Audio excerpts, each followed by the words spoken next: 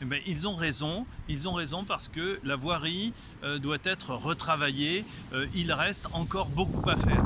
Mais vis-à-vis de l'opposition, j'ai quand même une remarque, c'est que si eux-mêmes, lorsqu'ils étaient au pouvoir, avaient refait déjà toute la voirie, on n'aurait pas besoin de la faire nous.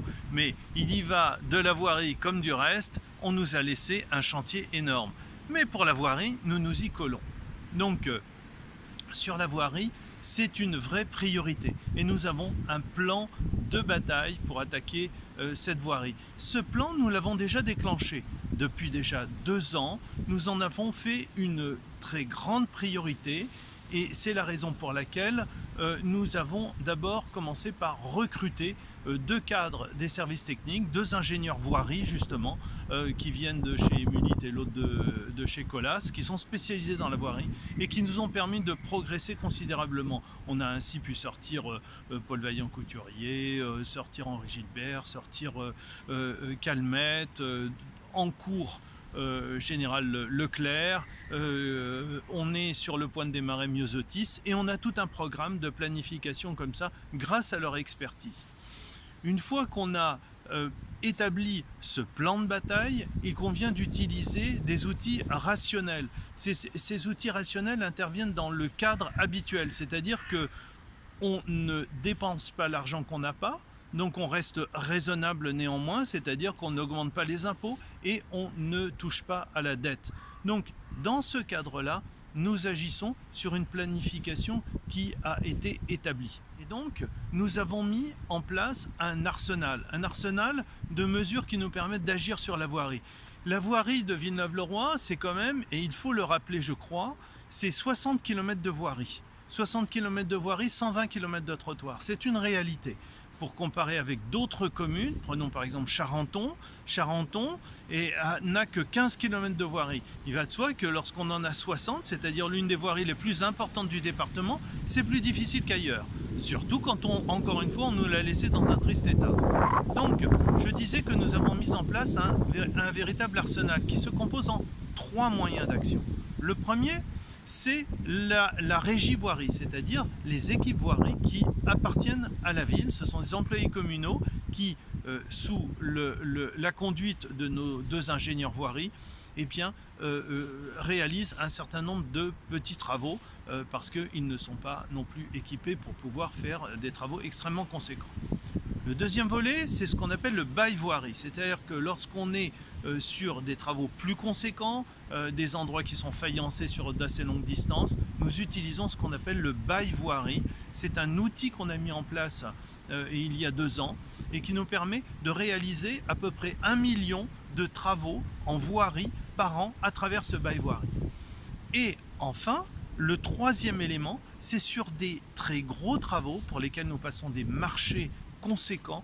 Et c'est grâce à ces très gros marchés, en ayant recours à l'expertise d'entreprises comme Emulit, Colas et d'autres, eh bien, nous arrivons à réaliser des rues complètes qui exigent beaucoup de technicité, comme Calmette, pour laquelle nous avons tout refait de fond en comble, et ainsi on a fait des zones de stockage d'eau en amont pour éviter les inondations en partie basse de la ville. Donc vous voyez, on s'appuie sur 3 outils, mais évidemment ça prend du temps. Nous planifions pour éviter de réouvrir derrière. Donc tout ceci est fait comme ça doit l'être, avec l'expertise d'ingénieurs, et c'est sans doute l'un des grands atouts que nous avons pour pouvoir ainsi progresser.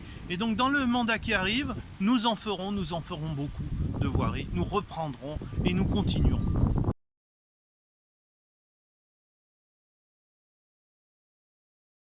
Oui, la voirie de la zone industrielle, c'est une particularité parce que évidemment, elle se trouve dans le lit du fleuve, donc elle est très difficile à tenir dans un bon état, et c'est surtout qu'elle est fréquentée quasi exclusivement par les poids lourds de la zone industrielle.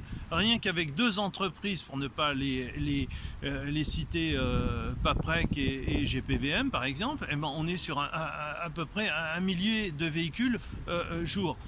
Donc ce n'est pas possible à entretenir en tous les cas très facilement, et donc il faut savoir que chaque poids lourd par exemple représente le passage de 10 000 véhicules.